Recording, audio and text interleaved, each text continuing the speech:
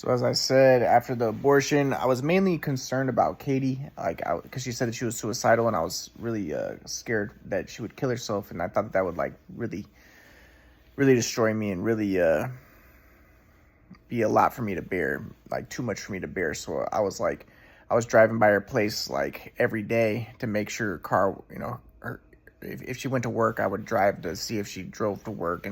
But we were talking on the phone at that point because she decided not to get a restraining order. Because like I said, she had got the restraining order right before she got the abortion, like a few weeks before she got the abortion, or she got the temporary restraining order, but then she canceled it after I wrote the stuff and I put the stuff on Facebook. She was like, Ryan, you need to take all this stuff down online or I'm going to kill myself, And, I felt bad too because, yes, I felt bad that she was in such a terrible situation. Like, I was in a terrible situation, and I feel like my family was a lot to blame. But again, like, my grandpa's whole thing would be, well, you just have to take responsibility for your software, So I should blame myself, basically. But he'd be like, it's not yourself because it's your software, and you're not your software, and you can upgrade your software, blah, blah, blah. So, but, I think even he would admit my situation was difficult, especially because I didn't have the support of my family. Because, as he would admit, they misinterpreted his teachings and they incorporated it into lower level of software, dualistic software. So, but at that point, I was really distraught.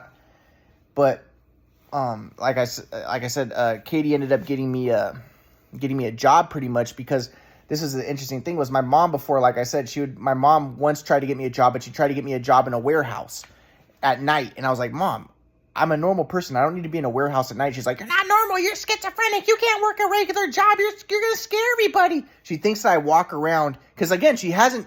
What you have to understand is a lot of people will think, well, if your mom thinks you're crazy, you must be kind of crazy. No, she hasn't seen me in 15 years. She thinks I walk around and I'm telling everybody like, quadrumodel, blah, blah, blah, quadrumodel. No, she doesn't know that I'm a normal person. She doesn't know that I'm a regular person. She hasn't seen me since high school, really. So in her mind, I'm crazy. And so she's justified in her beliefs because she really believes it. And she's still holding on to her picture of me from high school during the shoot away time when my shot got messed up and things were bad.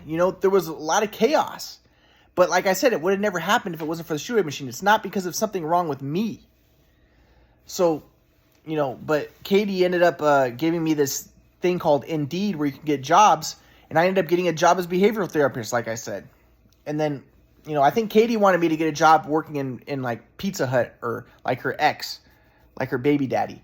But I got the job as a behavior therapist, so I'm like rubbing it in her face. So I'm like texting her like, yeah, I'm working as a behavior therapist, and I'm like bragging about it, and I'm showing her all the stuff I'm doing as a behavior therapist and stuff because I wanted to rub it in her face like, dude, you had an abortion, you got rid of me, but look, you think I'm crazy, but look, I'm working as a behavior therapist. I'm not, you thought I had schizophrenia, you had an abortion, but look, I'm working as a behavior therapist. Obviously I don't. And obviously I'm better than your baby dad who's working as a pizza man. So fuck you, So there was, the big part of me felt bad for Katie. And like, I wanted to, I felt really terrible. And I thought it'd be too much for me to bear if she killed herself because I'd feel guilty and stuff. But there was also a part of me that was kind of like, fuck you. You did something that was kind of scandalous, having an abortion against my will without me knowing, 5 months, like that's kind of fucked up. Like, but again, like I wasn't so mad at her because I'm like, but also look at the situation. My family wouldn't talk to me. In my mind, I was like, it's mainly my mom and dad's fault. And that's what my friend told me. My friend was like, dude, when I look at who's culpable, like he said, yeah, you were a little bit culpable. Your anxiety and stuff. You did some fucked up stuff with Katie. You went online, but he said, but a lot of guys would have reacted in ways that you did, in similar circumstances. But he was like, in my opinion, I think your parents did take a lot of blame that they haven't talked to you, that they haven't reached out to you, that they haven't tried to reconcile, that they didn't talk to Katie, that they didn't, come visit you and Katie and stuff because they refused to see you. And like I said, for a lot of people, they would think, well, obviously they refuse to see you because probably you act crazy every time you see them. But my retort is, no, I haven't seen them since high school, really. I've seen them a couple times in college for like, an hour each. It's like, no, I've been trying to reach out to them. They're the ones who refuse with me. They're the ones who haven't given me a chance. And I know that I know how to deal with people. And like I said, like at this time I was trying to go to Israel because I was trying to get citizenship in Israel, and I got a letter from a rabbi, and my mom was like, I talked to the rabbi on the phone, and the rabbi said he liked you. And I was like, yeah, people like me, Mom. She was like, my mom was like, what? Like, my mom was shocked because my mom's like, but aren't you schizophrenic? Like, aren't you insane? Like, don't you go around and just talk about Quadrant Model and you're a normal person? Like, the rabbi likes you? What? I'm confused. Because my mom hasn't seen me in 15 years. Of course she's confused. But in her mind, she's mentally unstable, dude. Because like I said, I think the reason is because she knows that she and my dad abused me. And it was because of the shoot away machine. It was my shot got messed up and they know abuse happened. And the only way that they can, and I feel bad for her and my dad because the only way that they can continue is by telling themselves what we did was okay. Ryan's crazy. He's a bad guy. And they're not able to let go of the past, talk to me. I'm let go of the past. They're not able to let go of the past because I think that they're so traumatized by the abuse that they did that they're not able to let go.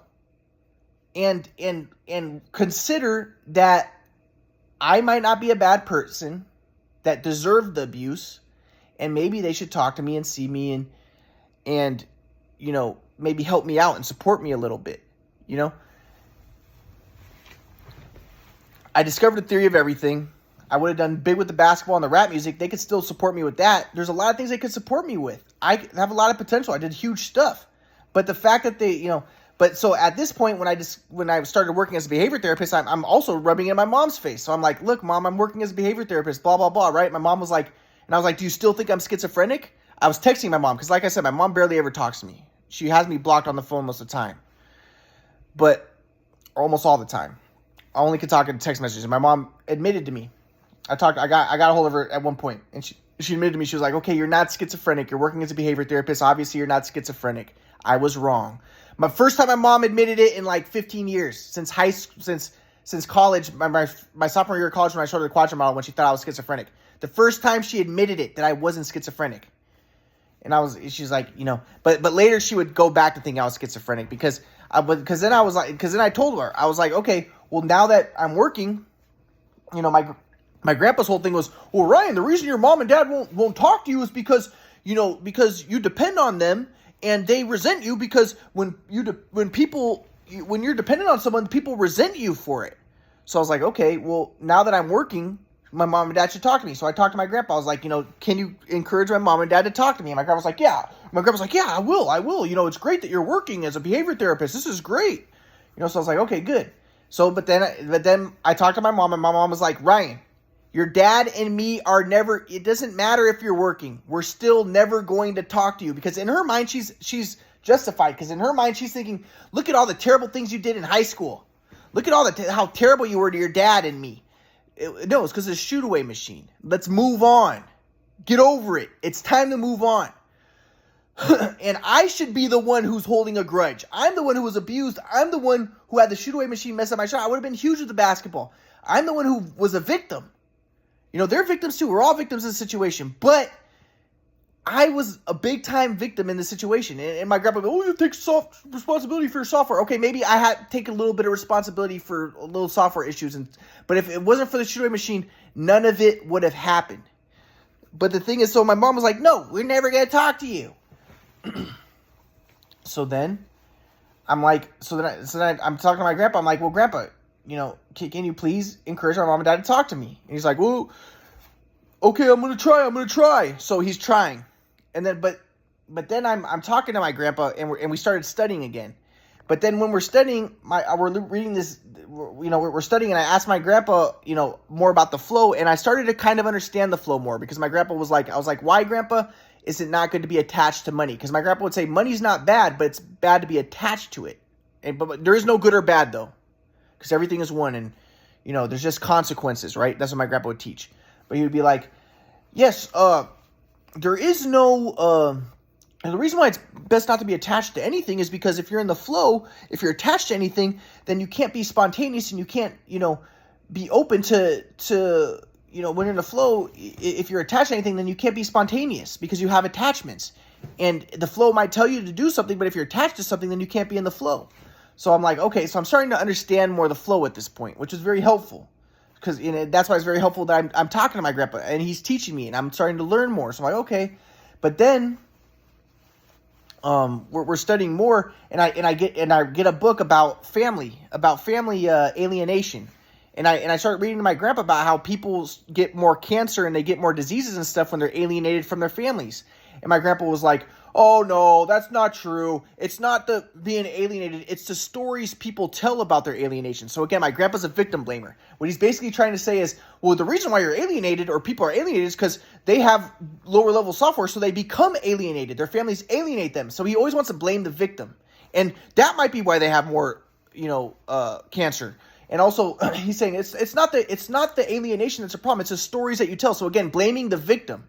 So it's not it's not the environment's fault. It's the victim's fault. It's because of the stories he tells about his alienation. That's what leads to the cancer. That's what leads to the problems. So my grandpa's trying to tell me, well, if you don't have, if you're not telling stories about it, if you're in the flow, then it doesn't matter if your family won't talk to you. You still will be fine.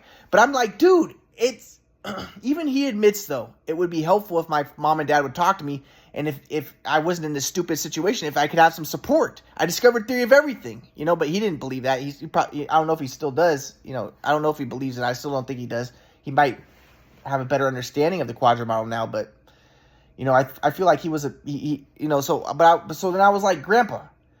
So I got upset at my grandpa, and I was like, Grandpa, you're the big reason why this alienation has occurred with your fucking teachings. You're like, and be independent, Ryan, be independent. And this is my other thing my grandpa told me before I said this. He was like, Ryan, if you're in the flow, you're not attached to your mom and dad. Like, he was like, I don't know why you want to talk to your mom and dad so much, why you're so attached to them. He was like, I was never attached to my mom and dad. And I was like, well, your mom and dad didn't throw you to the side. They didn't abandon you. And my dad did everything with me. My mom did everything for me, and they threw me to the side. And if you wanted to talk to your mom and dad and see them, they would let you, but not me. My grandpa's like, well, if you're in the flow, you're not attached, so it wouldn't bother you. And I'm like, well, it fucking bothers me, dude. So and I'm pissed off because I'm like, well, and now he's gonna think like if anything bad happens to me, it's because you're attached, because your stories, because you're not in the flow. And I'm like, dude, and I was like, you're proving my point. You're the fucking big part of the reason why I'm alienated.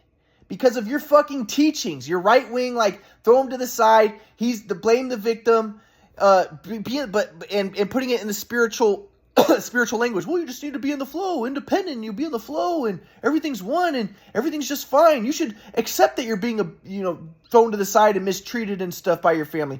It's okay. Just you be in the flow. Don't tell a story about it. No stories. Just be in the flow. And I'm like, dude, see, you're proving my point. That you're a big part of the reason why, and my grandpa admitted, he was like, I admit that your mom and dad misinterpreted my teachings and they don't understand my teachings, because he even admits if they were in the flow, they wouldn't be stubborn and they wouldn't be alienating me. But still, again, like I would say, his teachings are alienating me, and they were. And my grandpa was like, Ryan, you're making me out to be the bad guy, but I'm the only one in the family that stuck with you. I'm the only one in the family who doesn't think you're crazy. And again, I was like, well, Grandpa, you're the fucking, again, showing you're basically trying to say you're the crazy one, Ryan, because everybody believes you're crazy. I'm the only one who doesn't, and he's not. And I told him, you don't even fucking believe that. You thought I was crazy. You're the one who didn't believe the quadrant model. You're the one who was laughing at it and all that shit. So I was like, dude.